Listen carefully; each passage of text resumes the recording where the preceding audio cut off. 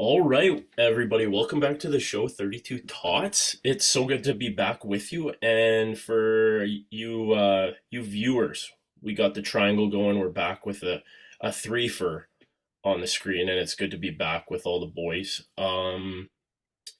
Well, fellas, we got a lot to get into. I'm gonna prime a little bit of this first before Stanley Cup, because we're in off-season activity mode in the 204 extension code, and as a result, we got golf.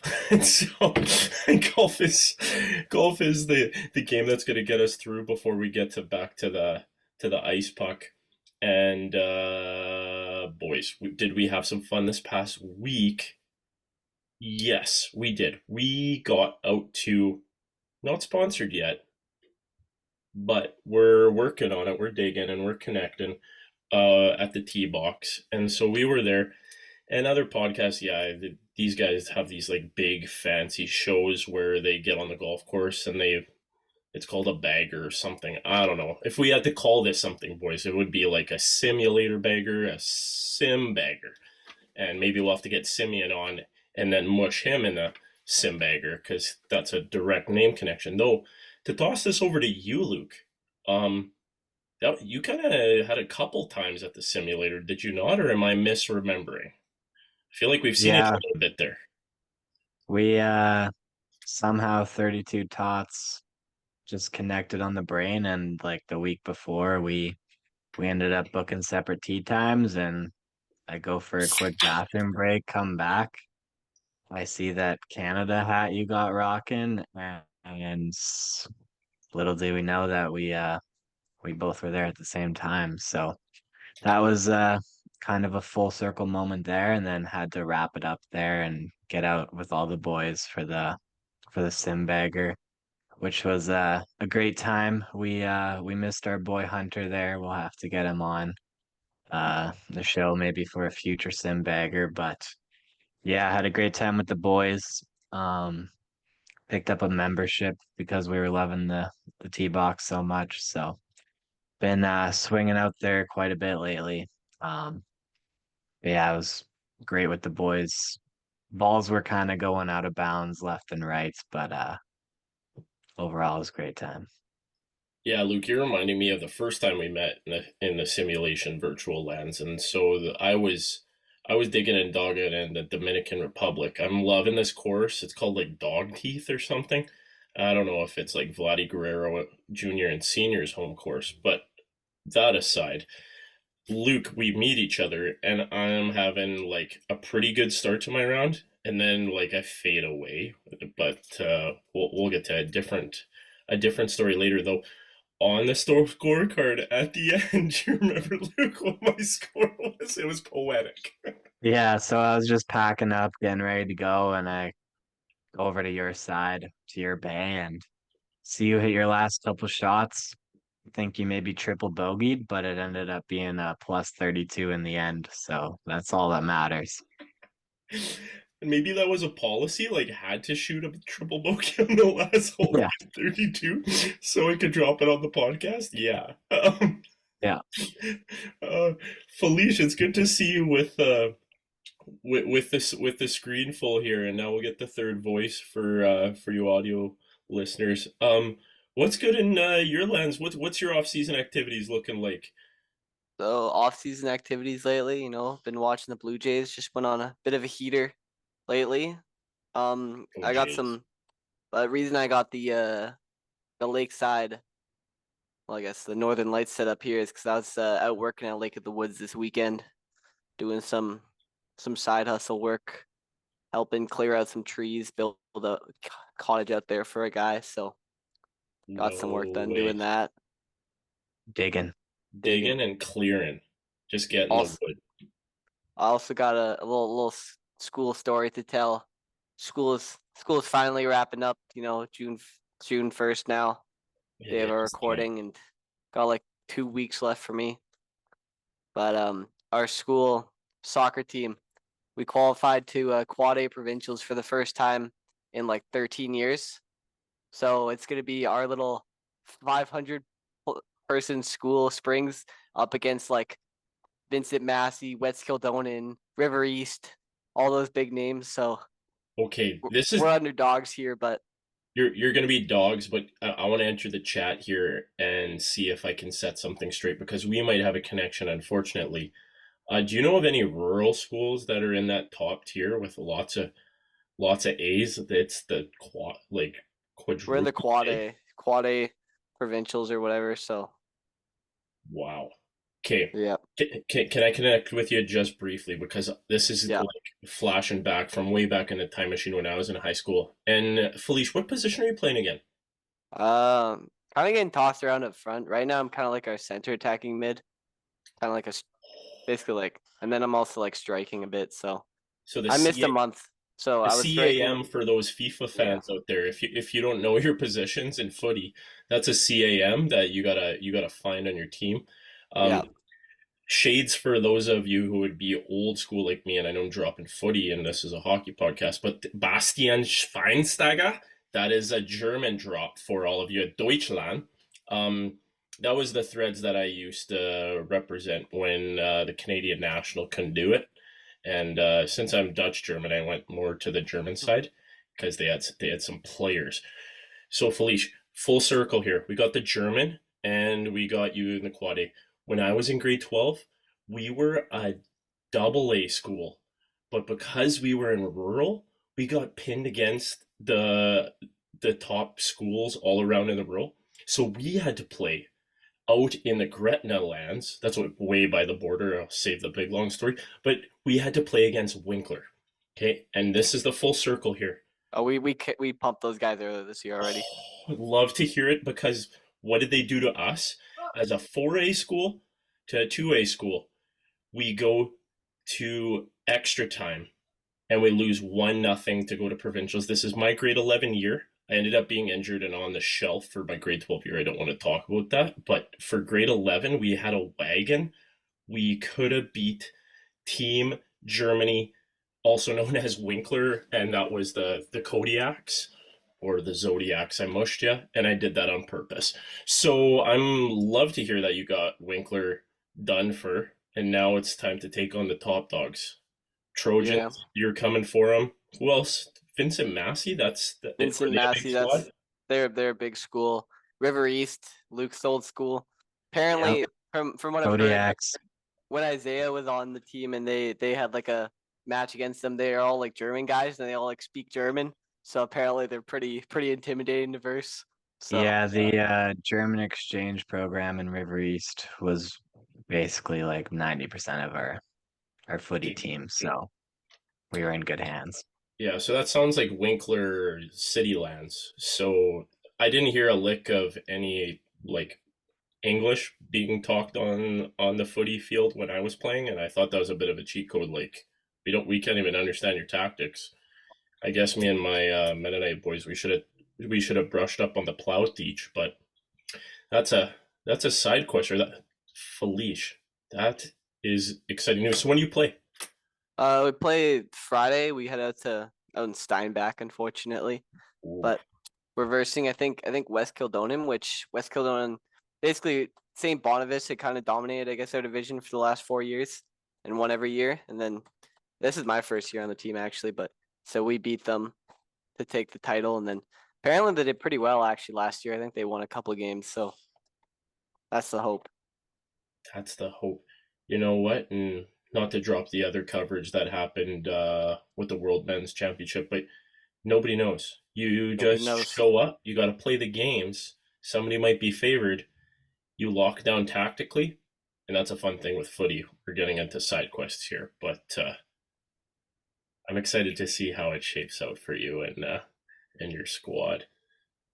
So we got the work, we got the golf, we got the footy, and boys, I have a story for you.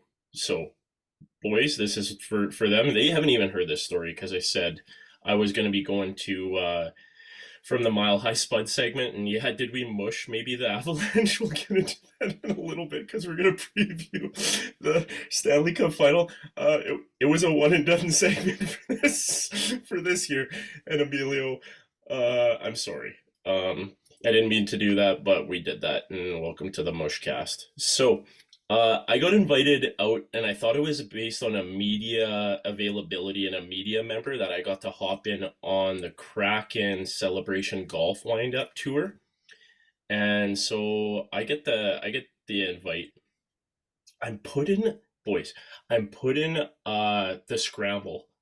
I'm with the captain, and I'm with this guy. I'm gonna call him T Bills, and I call him the 350Z. Like, you guys know the Nissan car that's like super fast? Anyway, this guy's got wheels. So I call him T Bills 350Z because he's got the zoom. And so I'm paired up with these guys, and so we're a scramble team of three in a four scramble like circuit. So we're a little bit down, but we're supposed to be having this guy who's actually the goaltender coming on the back nine, and I'm just gonna like drop him because it's just like a little bit of a nickname. But Quigs was like legendary. We'll get to it in a moment, but we got three of us. I'm with the captain, John Ham from the simulator story, if you remember, and then I'm also with the guy T Bills. So we have a tough start. We bogey the first hole, and in like a scramble, like you should be able to maintain par between four people, but we got three. But I saved us off the tee box. I actually got the first drive in like a nice landing spot. I wasn't the mush guy like doing the first tee off. That was that was Captain Hammy, we'll call him. But the first nine goes like this. We have a bogey on the first, we maintain par, and then we birdie number 9. So we're buzzing going into the back, and we know Quigs is coming. And I'm getting the scouting report from T Bills. And he says, like, this guy's a stick. Like, watch his swing. It is, you see everything that's going on. And I'm like, oh my goodness, I don't even know what's going on with my own swing. But that's aside. Now, we get into the back. We're on 10. We par it. 11, we hear Quigs is in the parking lot. He didn't make it right for hole 10, but he's in the parking lot. So we go back. On 11, we also par, with Quigs coming in for 12 now. So we got a par 3, and like a little bit challenging, but we were able to, we didn't get it on in one, but we were able to get it nice close chip putt. We're par, and we're still even after that. So I'm gonna pull out the book because this is why I write down my golf game so I don't forget. So hang in here, listeners. We're almost done. I know this is like, I'm unloading this story and this is going on too long. This is where it gets spicy. So 12 is par. 13, we got a par 4. We birdie. We get our first birdie on the back, and we're like feeling it. Like everybody like fist bumps all the way. We gotta like be a little louder so the teams behind us know that we're buzzing, and it's like in their head, right? So 13, we're down. 14's tough. 14's like a par 3, big long green. We're trying to drop darts on the green to get it nice and close. Turns out the closest one we get to is like 40 feet away. And so we're at Larders. If you know 14, not the most easy green going from the right side to the left side. I'm going to put some respect on Quig's names here. He takes the first crack at it, and he identifies like this little light patch. He's like, aim for there, give it a good stroke. We're like 40 feet away. So I line up, boys. I step up to the ball. I take the spot that he's given. He says, wait. I'm going to step a little bit back. Like, try to hit it towards me. I'm like, okay. So I gather myself. Putting, I haven't really been helping the team so much. This one, I just feel it, go back, stroke it, and it's not Tiger Woods, but it's going up the hill, and then it makes a turn for the cup. And it's going, and it's got legs, and it drops, boys, like a 40-foot legend. Like, I'll never hit one of these putts again in my life, but in a scramble as a media member, and we'll get to like what's coming up in the chat. We absolutely, like, I can't even take credit for that. Like, I'm electric. I'm going, like, I'm full adrenaline mode. I can't even see straight. So we have our first two birdies and we start the birdie train. We birdie the next hole, the next hole. We finish -4. And I didn't hear what Wow. happened. I had to leave with familial obligations, but I heard everybody was around par. I think, if I had to guess, we nailed it. And nobody knows if I didn't hit that birdie on 14 if we would have ever had a 4-hole birdie train. Nobody. But this is what happens at the end of the round. We shake hands. I see a couple of the guys that I played Tuesday night hockey with. I've been joking, like, yeah, I'm the meaty guy. I brought you guys up on a podcast that has, like, pretty amateur rating. and Emilio looks at me and he's like, I talked to Captain Ham. We're going to get you on the team. And I'm like, what? From media press box to potentially playing with the champion Kraken? I don't deserve this, guys. And so this is just word contract right now. It's been extended. I'll have to figure it out with my people. I'm a self agent, if you didn't hear that already with my teacher. But boys, I might be getting the call up after years of Tuesday night hockey and Monday night hockey. I might be getting the call up to div whatever it is. I don't know. That's unreal. And I think, maybe that 40-foot putt had something to do with the call up. They saw how you could swing it and, they had to get this guy on the team. And just to kind of tie it full circle. So yesterday, the boys were actually at Larders as well. It was me and Aben against E-Dog and J-Bob. And didn't quite have the same putting success as yours. We're doing 2-man scramble, 2v2. First hole, me and Aben, we get onto the green in 3, I believe. So had our par putt, maybe 15 feet. We both miss. We get it to like 3 feet. We both miss again. We tap it in for the double. Next hole we get a triple. Third hole we get a triple. Then we just cut the score because like it's just not going well. We got to find our game. So we just take a break on the front 9 and we just regroup and find our game till the back 9. But back 9 we figured some things out, got a few pars, couple bogeys, finished the back 9 with a +9, so it was a little bit better golf, but definitely not having that same 40-foot dropper like you. That's unreal. And did you have Quigs as a caddy? No. So that's understandable. I couldn't believe the read on that, and I just listened to him, and I guess I need Quigs. What a guy. Yeah. A legend. Yeah, just to kind of paint the picture, not to mush my buddy Ben, but have to. He lost 11 golf balls on the first 11 holes. And by the end of the round, he was down to 2 golf balls. He wasn't sure if he was going to be able to play, but he dug it. He dug it out and survived to tell the tale. So And that's a golf digger right there. yeah, We recognize you, and this podcast is not just for those that hit 40 feet birdie putts just because a guy caddies. They're also for the guys who lose balls, and we see you, and that game deserves the recognition as well.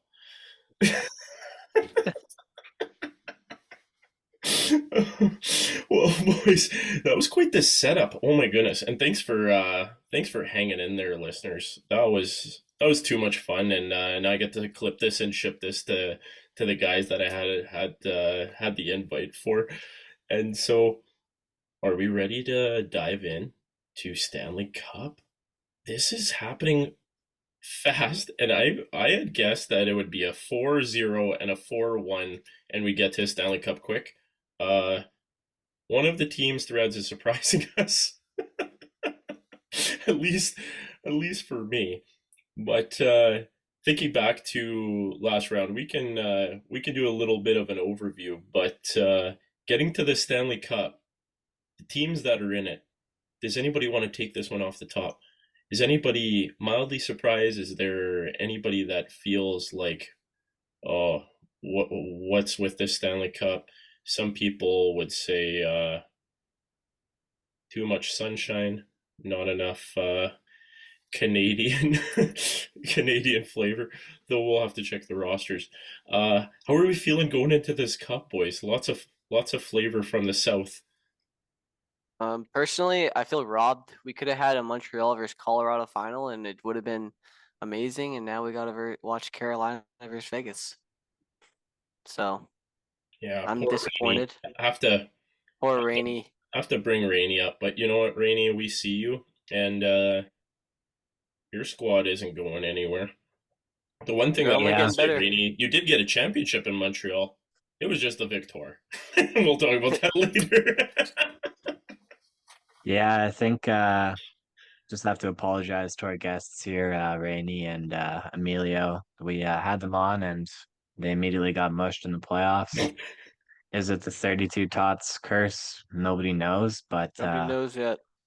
shout out to us for getting some of those predictions quite wrong. But yeah, definitely did not see Vegas getting past Colorado. Uh, Meanwhile, in 4 games at it, um, that was quite the shock. And honestly, can't believe it from that side. I don't think anybody could have predicted that. I think that's Um, as surprising as when Columbus swept Tampa Bay. I have to bring that one up. I don't know. yeah, I had them Got in 4 some. in my bracket, but What was that? I had Columbus in 4 in my bracket already, anyways. So Oh yeah, you had that one in your bracket, yeah, circa 2002 or whatever that was. Yeah. yeah. and who knows? Maybe Who it's knows? just something that John Tortorella can cook up, but he was the head coach for both of those, and um, That's true, Luke. yeah, kind of unreal to see that. And then you go over to the other side and you see Montreal, and they're putting up like 12, 13 shots a game. I think by the end of the series, they had the least shots in a 5 game series ever. They had like 2 of the 3 lowest shot totals for playoff games that went to overtime. Like they just couldn't get anything going, and Carolina was just suffocating and then came back the other way. And they've got like 2, 3 lines buzzing. So that was also a quick series as well. Yeah, tough when Montreal's played almost double the amount of games as Carolina going into that one. Not to not to give excuses completely, but I think you saw the miles on the bodies of the Canadians kind of show it, and Carolina's game is suffocating, and they had nowhere to really move. Kind of seemed like they were a little bit in their head with having to make the perfect play to try and make their passes and their scoring count. But there's a bright future in Montreal. Let's be real, and they still got some players coming. So the one thing that I want to throw this out to the Etherverse and Rainey is Dobish the next Halak. I'm gonna say it here. For those of you who don't know what Halak did on his run and knocking off a couple big teams, they ended up trading off Halak a little bit late, not getting premium dollar on it, and they went with their stud young guy. You might know him. He's won a gold medal. Carey Price. Um, is that something, Rainey? We'll have to have you on. Who are you keeping there? Or do you just keep both now in the new NHL? I'm curious of that one going forward. But should we get to the Stanley Cup, boys? I feel like we can have Rainey back on for Montreal off-season preview, and we got a couple others that I see you, and you know what? Everybody wants their moment now. Boys, I got a little bit of a list going. It's pretty fun. So, going into this one, let's do who we're picking. Which one of these teams, Vegas or Carolina? Let's do on here. Let's do the games because we have to do our pool picks. I gotta do that, and I gotta send that so we can just clip this and ship this to the group. And then we'll plant the seed here, and for you listeners, Conn Smythe, and then we'll also talk about our new petition for playoffs. Who wants to start it off with their pick? I can take this one. So I'm gonna predict that Nikolai Ehlers gets his first ever Stanley Cup, and the Canes, they come out on top in 6 games. And I'm gonna say my Conn Smythe winner is Logan Stankoven. Logan Stanky Leg Stankoven. Wow. Okay, Felice, to I you. gotta. Part of me really wants to pick Vegas so we can hopefully mush them, but I gotta go with Carolina here. I think I'm gonna go in 5 here. They've been too hot lately. Like my Conn Smythe, it's gotta be Freddie Anderson for me. He's putting up a 1.41 GA, 931 save percentage. And I gotta point out this fact that this season he has 16 regulation wins. This playoffs he has 12 wins already. So if he gets it done, he'll have as many Regular wins in season the as playoff. yeah. So And just a little stat here on Freddie Anderson. He's allowed 20 goals in 13 games. And he's got a chance to shatter some modern records. So the fewest goals against in the playoffs was Johnny Quick, and he gave up 38 in 20 games. like Heard of him? he had an Heard of him? 8.74 this regular season. So I don't know what happened all of a sudden, but guess Yeah, Quick was on another level that playoff. I remember that they were going against New York, if memory serves me right, and it was the battle of the tendies in that one. It was Lundqvist and Quick. What a matchup! Like it was two giant markets on either side of the the state's coasts there. But so Luke, just to review that, that's 30 goals that he has so far. That's it. 20. He's given up 20. Oh, and Quick gave up 30. Quick gave up. Yeah. That's the lowest.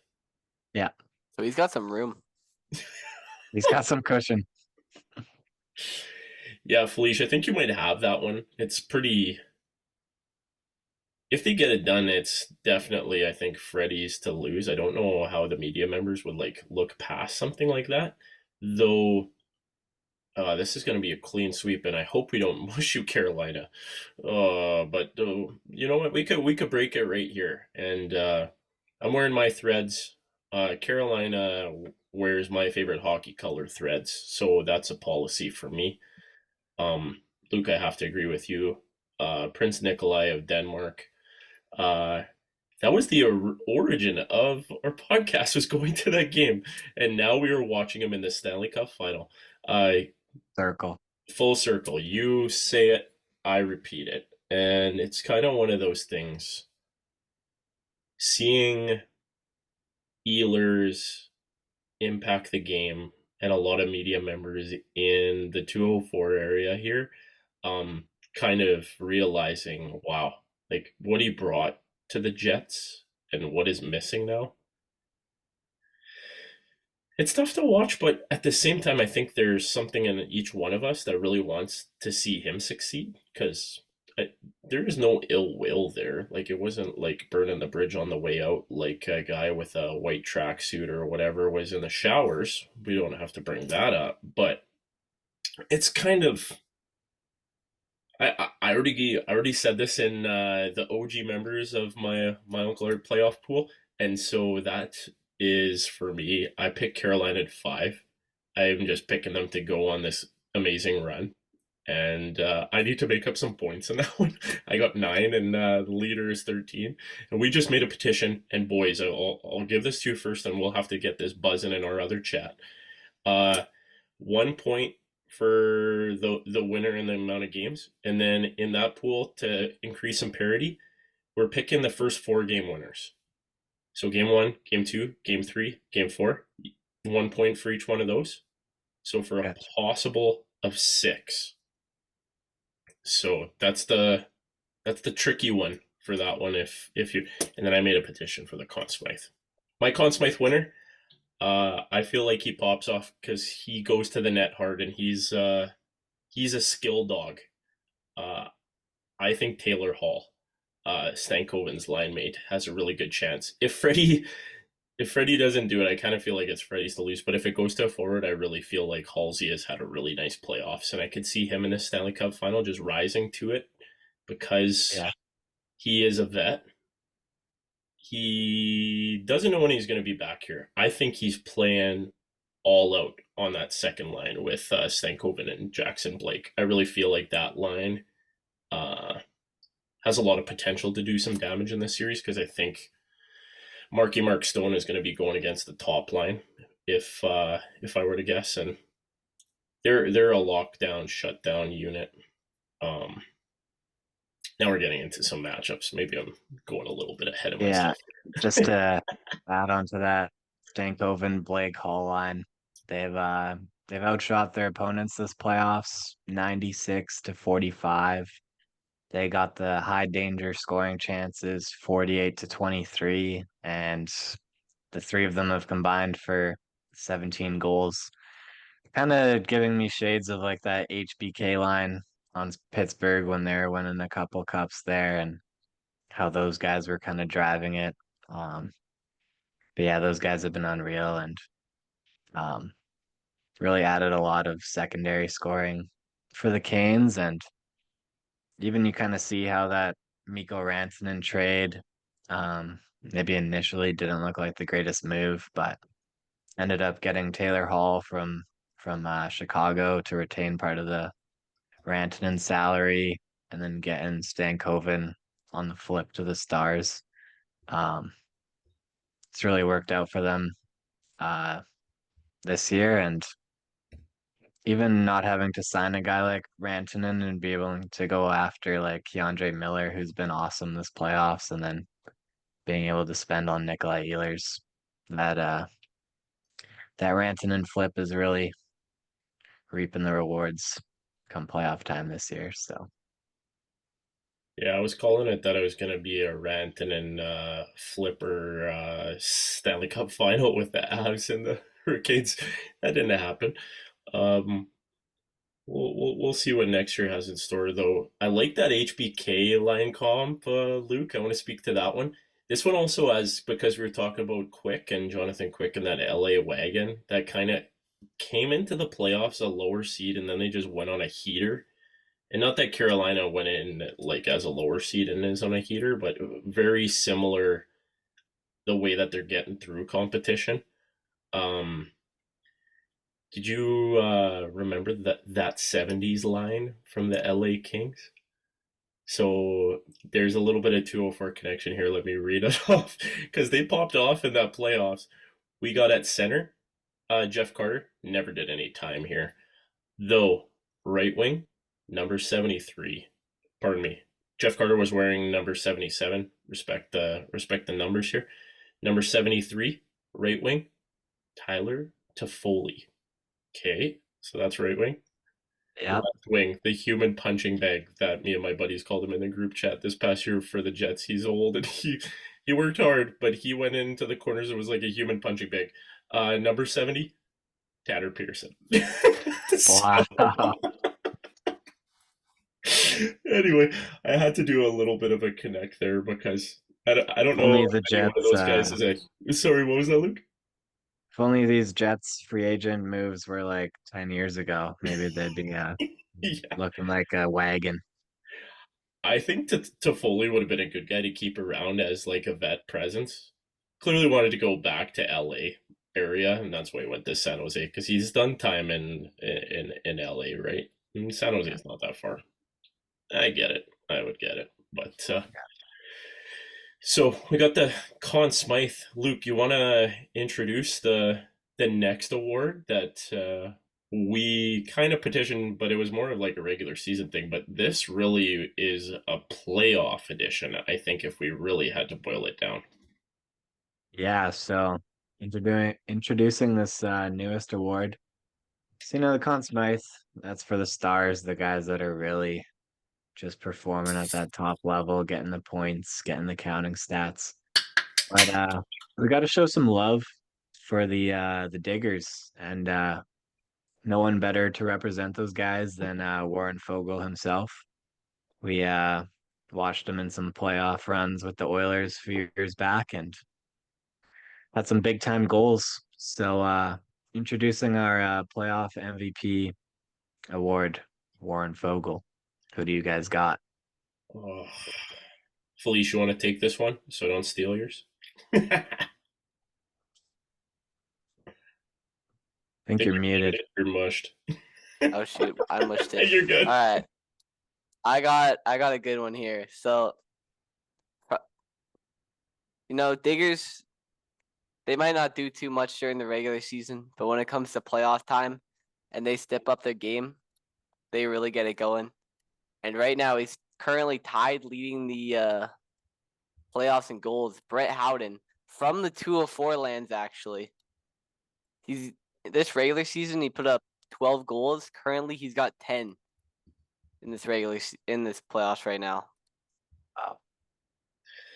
He's just going off. What was his regular season again, Felicia? I was working on the tools. Regular season, he had 12 goals and 10 assists. So he's pulling the Freddie Anderson with goals. Yeah. He might even it out with regular season and playoff, just like Freddie Anderson's gonna even it out for that. That's crazy. Wow.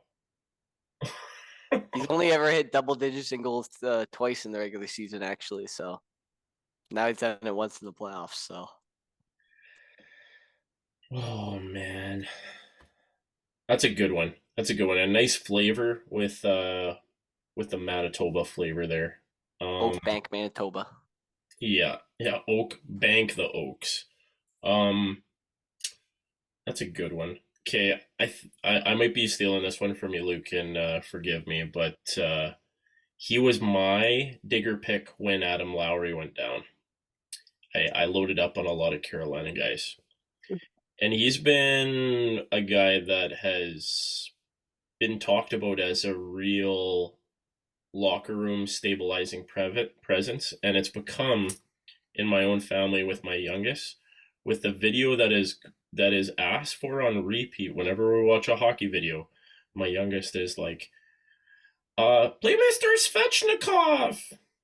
And so I'm not talking about Mr. Svechnikov. I'm talking about the man who created the character of Mr. Svechnikov. And if you haven't seen it, you got to go check it out. This is grade A, good character, hockey, fun material. None other than Jordan Martinook. And to give a little bit of his story, I don't know if it was last year or the year before, right after training camp, with some of the moves that Carolina was doing, Martinook was actually placed on waivers and was going to be sent down for the purposes of cap reasons.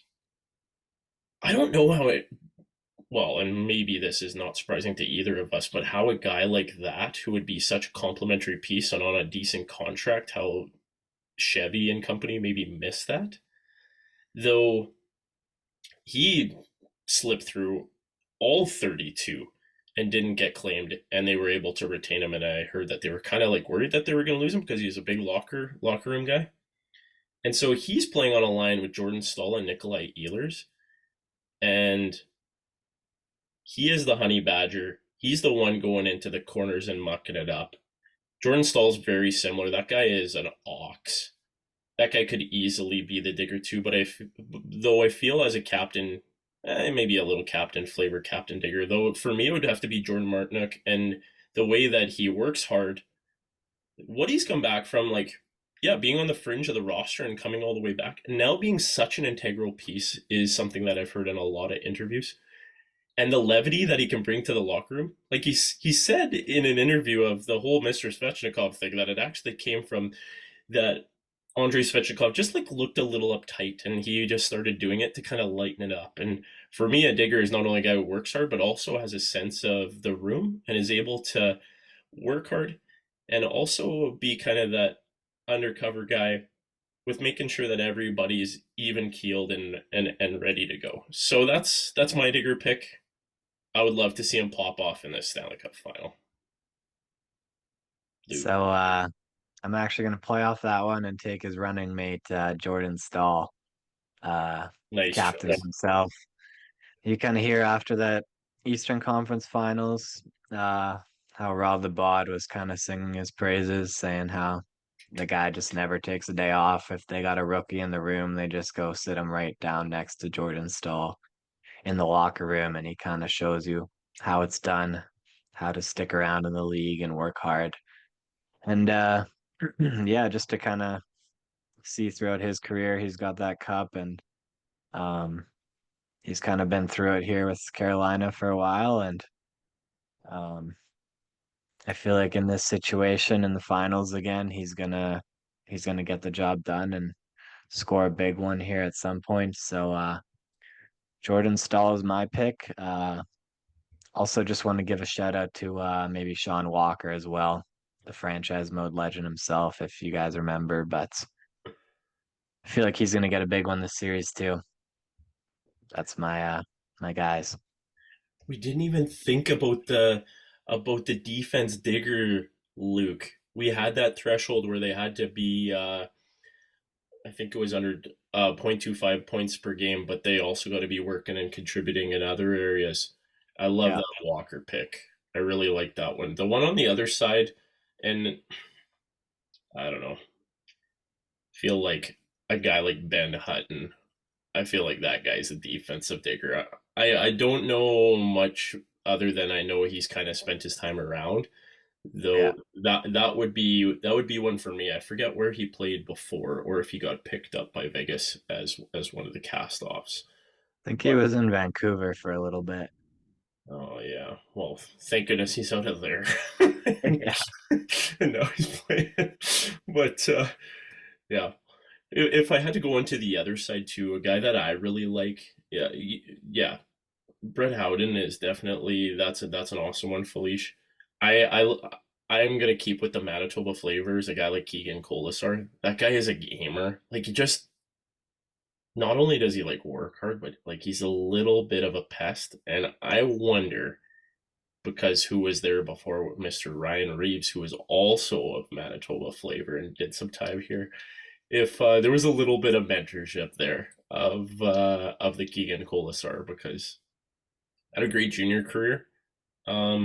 And now it's kind of translated his game in a different way. But any other like kind of guys to kind of pull out for some of that depth stuff, boys, before we take a little break?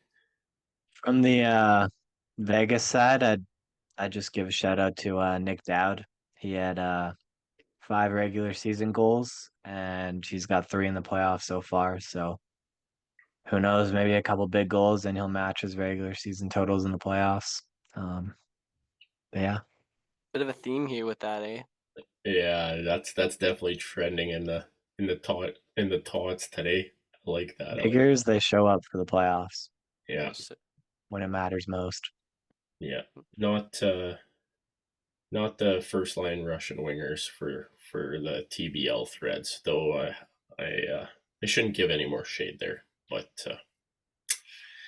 yeah, I mean, Nick Dowd's got more playoff goals this year than Kucherov had in like the last 4 years, so pretty impressive there. You know what? Clip that and ship that. Yeah. Well, boys, and let's take a little break. We'll come back on the other side and we'll talk a little bit more about some matchups.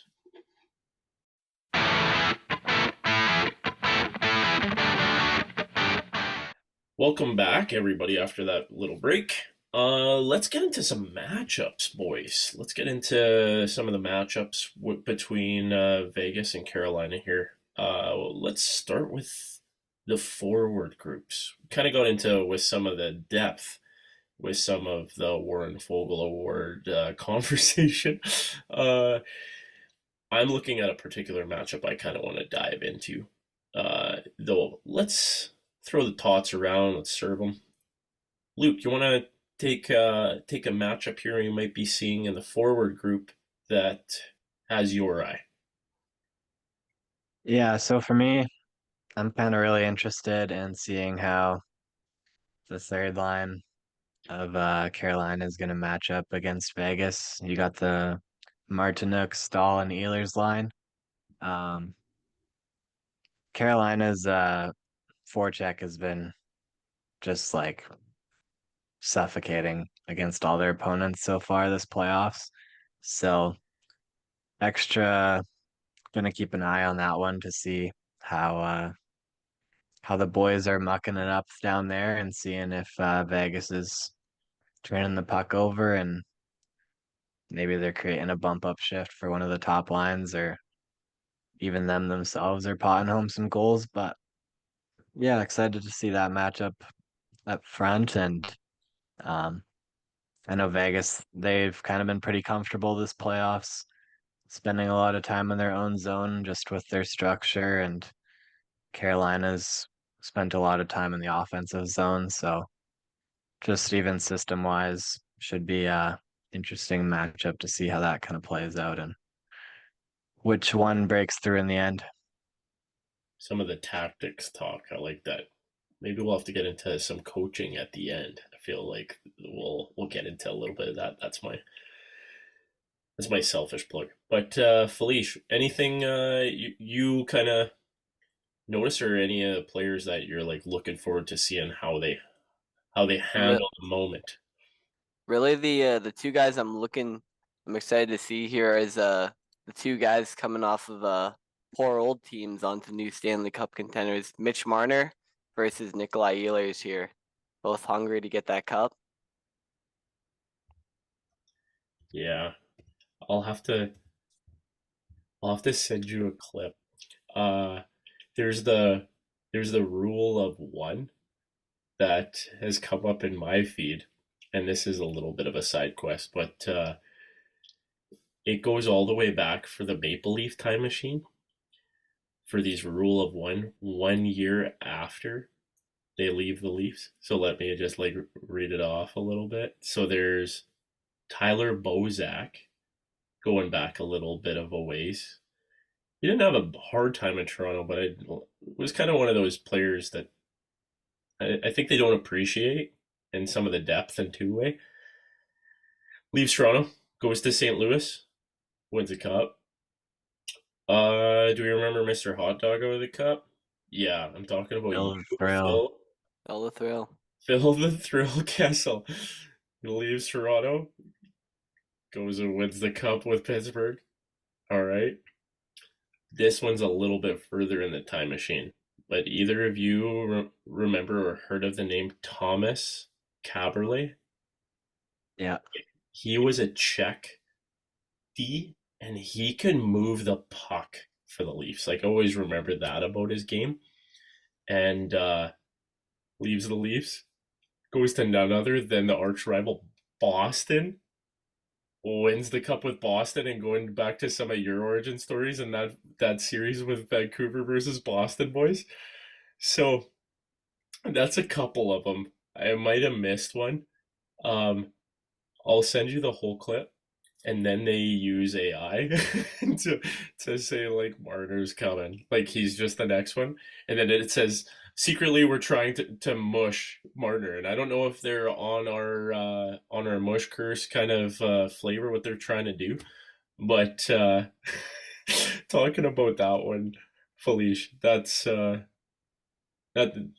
that's a really interesting matchup with two players fresh into the threads and getting this opportunity, which is career defining for both of them. Would be an amazing opportunity to really cement themselves in their careers. I kind of want to go to this fourth line matchup because I identify with fourth liners. So I'm gonna read these names and put some respect on the name, because if either of these fourth lines really make a difference, it could be the make or break in a game with that secondary, tertiary almost. This is not a second line. This is like a third. This isn't a third line. This is the fourth line. So this is Carolina's. So we got William Carrier, Mark Jankowski, and Eric Robinson. That's the fourth line for Carolina. Just reading off those names, and then this is who they could potentially go up against. And so this is the Vegas Golden Knights. We got Cole Smith. I thought it was Riley Smith, but I don't even know that Cole. But we got Cole Smith, Nick Dowd coming over from Washington. Very nice complimentary piece. And then we got the 204 connection and the Manitoba boy and Keegan Colasar. Luke, we were doing a little bit of a dive with some connections, and we're like, Eric Robinson, we really noticed him in a little bit of his game. Do you want to speak to that a little bit?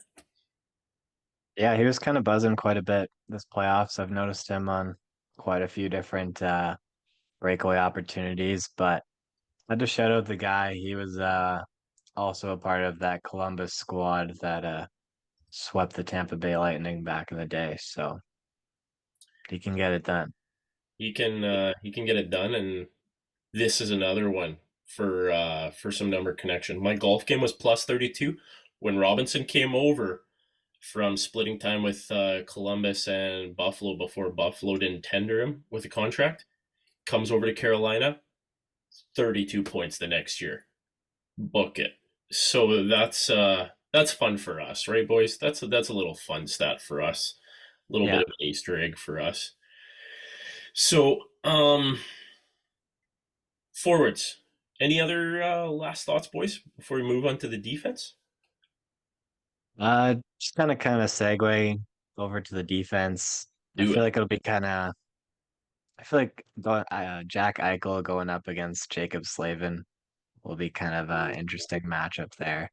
Couple Team USA buddies now clashing, and just seeing that like elite offensive talent going up against that suffocating defense and Jacob Slavin's game. I think that'll be a really interesting matchup there. I love Slavin's game. I've heard it on other puck talk conversations where his triangle and trying to get the puck anywhere in there between his stick reached out like what would normally be a poke check and people trying to get in there. Just don't even try with the guy.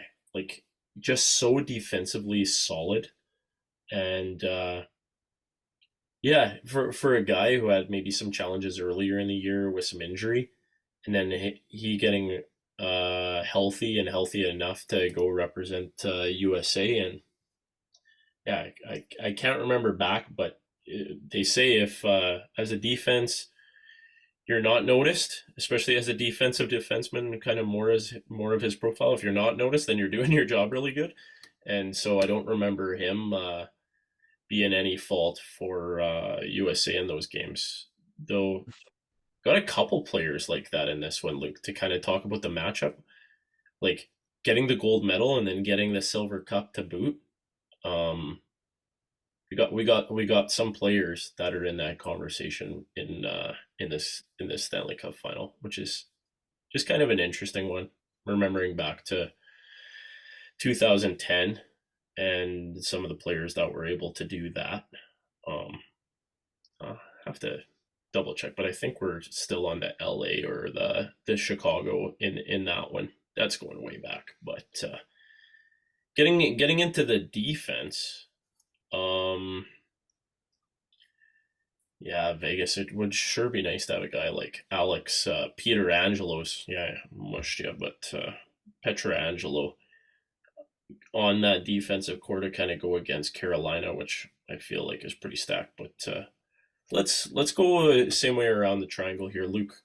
Anything you're noticing or players that could be a dark horse and someone to pay attention to besides Sean Walker? Yeah, I've been really impressed with Keandre Miller's game. Um, Kind of in the past on the Rangers, saw him as a pretty great offensive player, but even just kind of his stick work and uh, just taking away lanes and stuff has been really impressive for me. Um, Maybe he's going to the Jacob Slavin school, learning a thing or two from him. But overall, I look at this Carolina decor and I see a lot of puck movement in Sean Walker and Miller and Gostisbehere and Nikishin and guys like that. Kind of as a stylistic fit for them. And then going over to the Vegas side, I kind of see outside of Shane Theodore, a bunch of bruisers. So be kind of interesting to see if Vegas can wear down some of the maybe smaller forwards on Carolina. So should be interesting to see how that plays out. How about you, Felicia? Yeah, I'm kind of in the same boat as Luke. This is kind of what's backing up my Carolina in 5 pick is really like you look at the top guys like Ehlers and Stankoven and Hall and how well they've been playing, and then you see like Vegas's team, which to me personally they're kind of frauds here. And this decor, who's stopping Ehlers on a rush on that team other than Theodore and maybe like a Hannafin?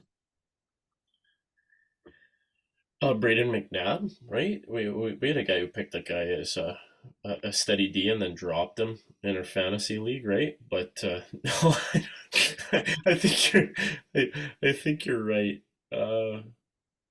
Felicia. The speed could overwhelm it, and it was one of those things. I understand the move that Vegas did to go to get a Rasmus Anderson, though he is not Alex Petrangelo. Uh, Maybe not even 3/4. And I feel like his game is probably with the foot speed and the different stuff. I feel like he's kind of slowed down. And Yeah. I don't know. Have you noticed anything in that decor that could have some red flags for you, Luke? Yeah, I think that foot speed is really one of them. Uh, Vegas is kind of an interesting team how they're built. Like I think a lot of their best defensive qualities come from their forwards like Eichel and Marner and Stone. So um, if they can get past those guys, I feel like they can kind of walk around their D. So it'll be kind of big responsibility on some of those top forwards to shut it down for Vegas. Yeah, and I don't know if this is a fair comparison, but I feel like Vegas is kind of going with a little bit of what the Florida formula was for defense and like size and a little bit of that flavor. Because on their third pair, you got Ben Hutton and I'm gonna mush this guy's name. Are you ready for it? Caden Korzik, Korchizik. Anyway, Zach? Korzak. Yeah. Anyway, you're a second round pick, and I don't know your name though. Both of these guys identical 6'3" profile. Just got it on the tools here, and Caden's a younger guy. He's like mid-20s, and he's actually a draft pick that Vegas kept. He's a homegrown boy, Yorkton boy actually from Saskatchewan, and then you got Ben Hutton, and he's a 6'3", but he's a 33 to keep tying on the threes. So I don't know. I kind of look at the depth between these, and I really like Nikishin and Gostisbehere a little bit more. Are they bruisers? No, though I feel for what the Hurricane system is that those guys fit a lot better with moving the puck and getting it up to your forwards. And a little bit has been the flavor this year of like a good defense is actually having a good offensive transition to get it out of your zone. Yeah. Kind of interesting too. Vegas this playoffs, they brought in Dylan Coughlin to step into the lineup. He actually played 6 games with the 204 here in Winnipeg and spent a year with the Moose, but he's got 3 points in 8 games. I thought I Um, remember that name looking familiar. so And didn't he score a pretty big winning goal, if memory serves me right? yeah, he scored a big goal in that Colorado series. So just another guy that's kind of come out of nowhere for them and stepping up. Yeah, and that's what the playoffs, you need those performances and the step ups. But if you were to get, I think we're kind of all, if we had to give the advantage, I think we're more so with Carolina on the defense. Would I agree, you guys? Yeah, we're getting a couple nods from everybody. And then for Yeah. forwards, would you guys say it's kind of a pick 'em? Like, I feel like both forward groups are pretty solid. Yeah. I think Carolina's kind of got the depth, and then Vegas has kind of got that real high end skill with Yeah, guys like Eichel and Marner and Stone, but could even go either way. even Pavel Skorofiev, he Yeah. he scores more than the other Russian winger that we talked about earlier. But Yeah. that's fun for us to keep bringing up, not for others. But that's the forwards and the defense. Now getting between the pipes. Oh my goodness! Like we talked about the Conn Smythe and the amount of runway he has to set the record with the least amount of goals, Frederick Anderson. Though I don't think Carter Hart in his resurgence of coming back from yeah, what was the challenge for him? We don't have to stay there long, but I, I think this one it could play out a couple different ways. What do you think, Luke? Yeah, both goalies have played well this playoffs, but I think I'm gonna go with my boy Freddie Anderson. Um, just to kind of see what he's gone through the last week with the passing of Claude Lemieux and that being a real mentor to him and his player agent. I feel like um, he's just gonna go into this final with a chip on his shoulder, and yeah, I think I'm gonna take Freddie in this one, but also kind of cool hearing his influence on Nikolai Ehlers joining the team. Uh, was listening to one of our inspo shows, 32 Thoughts, and Mr. Friedman was kind of saying that one of the polls for Ehlers to join that squad was playing with another Danish guy. So, um, yeah, kind of cool to hear that. And gonna go with Freddie here. I say he breaks the record. The Lego brick wall. Is he Team Tova wall? No, that's a wall of a different flavor. Though Freddie Anderson, Danish, Lego is the Legoland there. If you didn't know, it's worth the trip apparently. And he's the Lego brick wall for this one for you, Luke. Felice, you hopping on, or you hoping to see Bussy, your boy? Ah, yeah, you know what? Bussy, he's sitting at the back of the bus right now, and he can stay there for the rest of the season. I think this plays out either two ways. I think either Freddie Anderson and Carter Hart both keep doing what they're doing, or they both get just absolutely smacked down the next few games, and it's just kind of a digger series of who can score the most. I actually don't think Freddie Anderson's going to get the record just because I think Vegas is going to have like 1 or 2 games where they just paw out like 6 or something on him because they seem to do that usually. So, Yeah, and that barn is pretty electric. What is it, T-Mobile Arena or whatever it is? It's just a big entertainment facility, I hear. But they like putting on a show, and for my pick, I hope they don't do it. I'm hoping Carolina deals with them in 5 and they can celebrate on home ice. Though I don't know. I My gut just like wants to go with the Dane flavor because that's kind of what started a lot of this. And Luke, thanks for speaking to the moments with Anderson and Claude Lemieux. Um, yeah, I just want to honor people, and that's a tragic loss. for the hockey community and for the Lemieux family. You think of his son who played here in Manitoba for a while, Brennan, and yeah, I know he's not alone. He's got other siblings, though. What you're going through on the day to day, nobody knows, and sometimes just finding a person to talk to is a big thing. And I just want to speak and be real for a moment, and that was a really tough loss coming across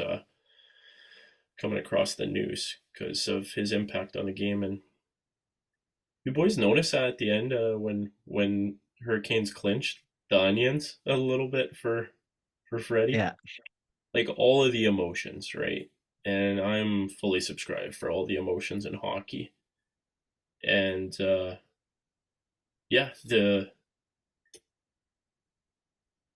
I had one person describe tears as being sacred water, and I can't not think about that. And it's one of those things you sometimes you just don't have words, and that's there for you.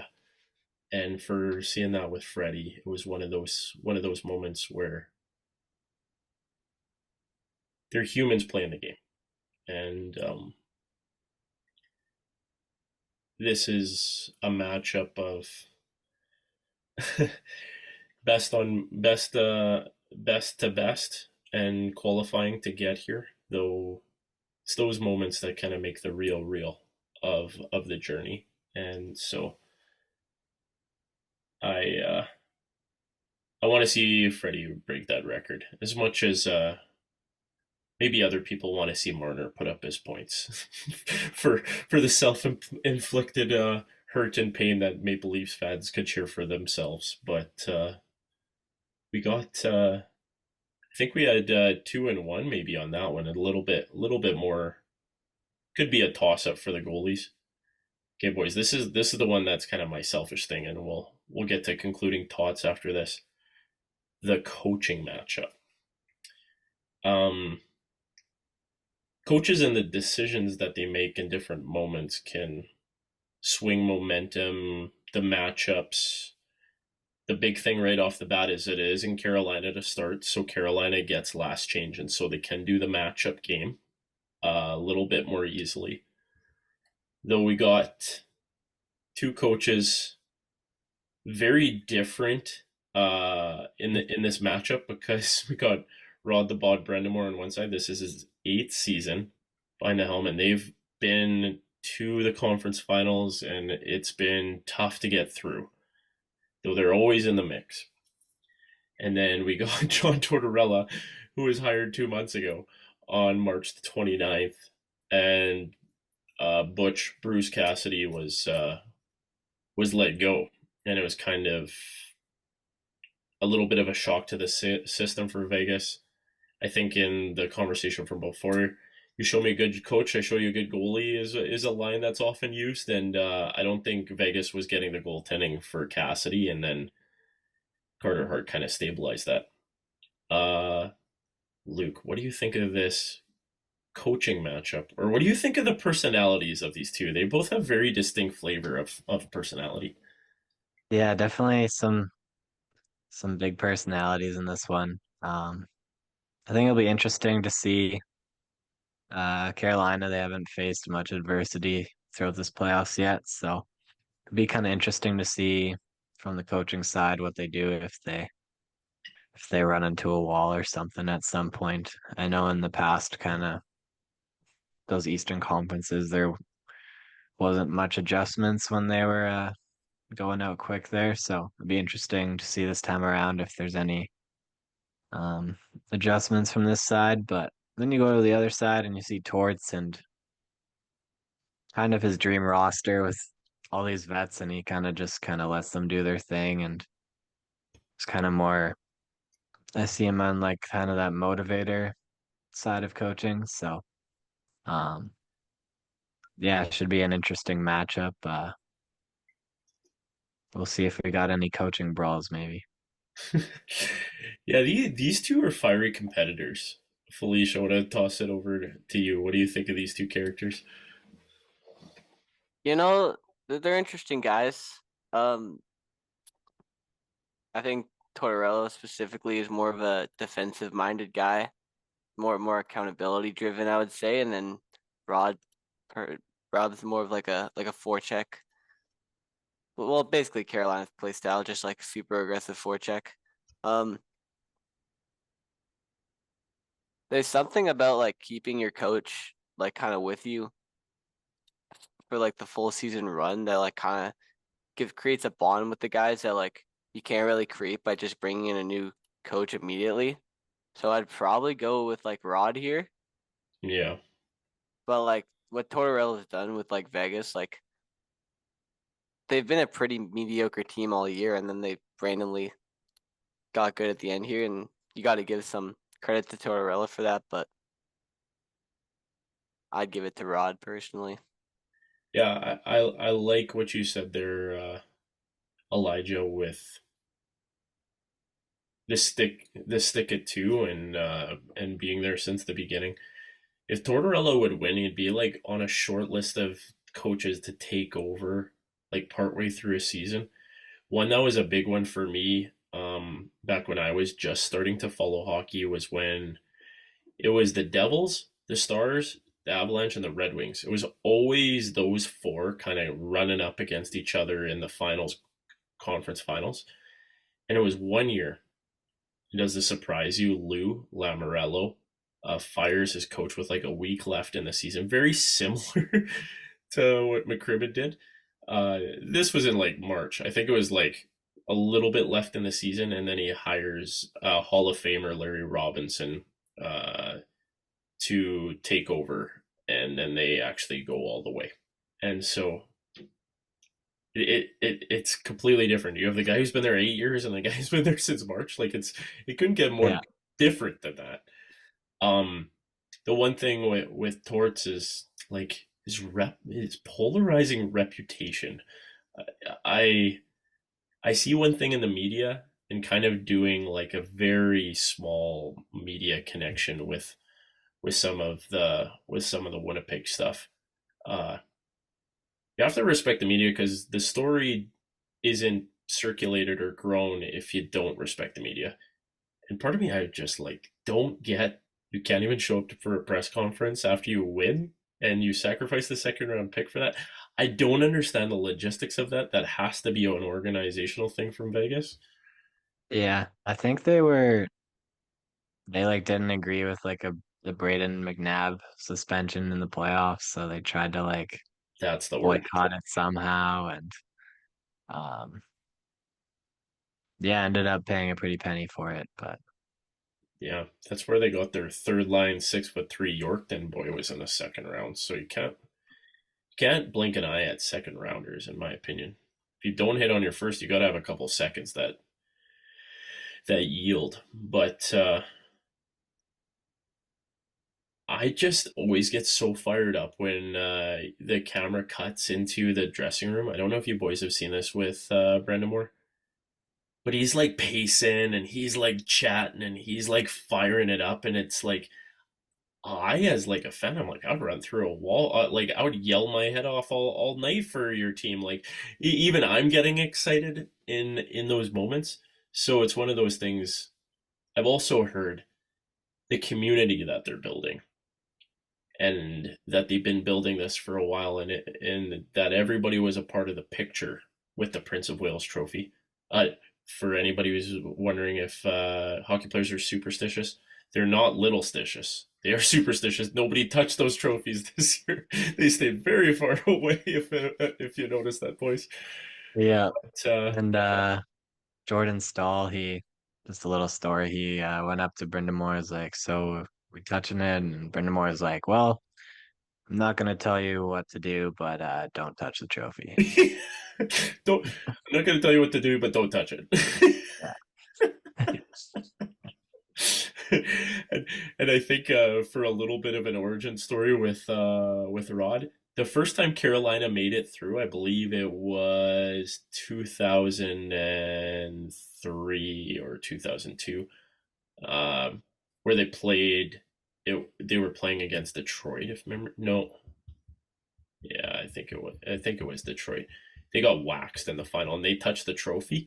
And then they come back a couple years later. I think it's 2006 is what I got up here on the tools, where Rod won it as a player, Yeah. and didn't touch a trophy, and then they went on to win against the Oilers. Sorry to bring that up. Shout out Andrew Ladd. Andrew Ladd is a rookie, right? Yep. Him and Cam Ward being the rookies on the squad. Same amount of cups as Kucherov, right? Close enough. Bubble doesn't count. Ladd won one in Chicago, though, so we would have two. Oh, yeah. Yeah. Yeah, Never you got the mind. same amount of cups. Yeah. I had to say it. Though, getting back to a little bit of the coaching matchup, I want to go with the guy that's longer too, Felice. So I'm definitely on that one. It'll be very impressive. Tortorella being the shock to the system and getting it done. Well, boys, that's the whole matchup. This is the Stanley Cup preview. Now, any concluding thoughts before we do a little bit of a review of I'll save it of the other cup and some fun connection there. Luke, got a concluding thought on this one? Yeah, just excited to see my boy Nick Ehlers in the finals. With all his playoff series wins, he's tied the Jets in playoff series wins in the last 8 years. So he's getting it done immediately after leaving. But yeah, looking forward to the finals, and also just all the 204 flavors in the finals as well, with Yeah. Mark Stone and Kolazar and Jarvis, and probably forgetting some other guys, but I think there's like 5 or 6 Manitoban boys representing here, and And even into I the think management, Martinek as well. of Vegas, McCrimmon being the president of everything, Brandon Wheat King, and he was doing both there for a while. I don't know how he did that, but Yeah. yeah. More series wins than the Jets in his whole. Oh, Luke. Oh, that's tough. That's tough. Hey, and for you, Felice, like you'd be really excited to see Bossy lift it, right? You want to see Bossy lift the cup. Yeah, That's a big one, and Sean Walker. I want to see Sean Walker, carrying like Bussy on his back, and then Eli's lifting the trophy. That's all I want to see. And then I want him to go. I don't know. In a perfect world, Ehlers gets the Conn Smythe. He goes up, gives a speech, and is like, "And next year, I don't want to see the Winnipeg Jets win. We're going back to back. We're going back to back. We're going back to back." Yeah. Oh. Also, just selfishly complete. want to see. Yeah. Go ahead, Luke. Also, selfishly want to see all of Seth Jarvis's buddies out on the ice there going crazy with him. I feel like that'd be pretty special. Yeah. Saw they were making the trip out for the finals, so should be in crowd for game 1. Oh, are they gonna do the horn? Nobody knows yet. Wow, that's Saw somebody was saying Bruce Cassidy should go hop on the siren. get him fired up. He's been doing the circuit of podcasts. I think he's done 7 so far after not getting Vegas's permission. But that would be pretty unreal. That would be content. Oh, coach you fired. It's hopping on the storm horn or whatever you call it. I mushed it. Oh, that's too good. Oh, oh wow. It's gonna be fun. This Stanley Cup's gonna be fun. As much as maybe a lot of fans are like, these are 2 sunshiny places, coast and desert. If you can't respect the Carolina faithful, they come out and they're loud. Like, it's a pretty fun place to see a game. I've heard from a good buddy myself, and yeah, I don't really want to see Vegas win another cup in their franchise's existence. So I'm just gonna say that out loud. But talking about teams that did get it done. This will be my concluding thought and a little connection. For the Walter Cup. The Walter Cup captured by the first Canadian team. And it was going to be Canadian no matter what. It was Ottawa Charge versus the Montreal Victoire. It was the PWHL Winnipeg Takeover Tour here. Though in Game 4 to eliminate, going 3-1, the Victoire put a postage stamp on this one with a 4-0 win. And yes, there was a shorthanded reach around goal in the game that I got me out of my seat. And Captain Clutch, you got your cup, Miss Marie-Philippe Poulin, and she was awarded the Claus playoff MVP, leading the postseason with 8 points. She had the nice 4 goals, 4 assists in the 9 games, and I saw some of the celebration, and there was one of the teammates, and I don't know, but she lost a bet on something, and she had to learn an instrument, and she picked up the tuba like 3 days before or something like that, before the parade, to like learn how to play, and she was just like tubaing, I don't know what you say it, horning, I don't know what you call it, but just ripping out some celebration tunes. I loved seeing that. That was content I loved seeing. And yeah, Rainey, Canadians didn't get the cup, but Victoire, you got a Walter Cup, and you got reason to celebrate in Montreal. And next year there's a lot of teams joining the league, so you gotta make those count when you get to the dance. But last thing stand out in the Game 4, it's kind of been something of following all year as well, was André Desbiens locking things down with the shutout. I can't remember how many shutouts she had this year. It's just insane. It was quite the performance there. So had to have some fun with that one. My favorite second oldest daughter, that's her team, so we got to watch and enjoy that one. So boys, that was a pod and a bit. Stanley Cup. If this happens quick, like I've predicted, we might be recapping this next week. We don't know yet, but we might have another couch cast. We don't know. We got to go with the flow, and it's gonna be fun. Tie a bow on this one, boys. Salute it out. Do it. All right. From all of us here at 32 Tots, thanks for listening. Thanks for following the content. And Puck Talk is moving to Lord Stanley's final. And stay tuned.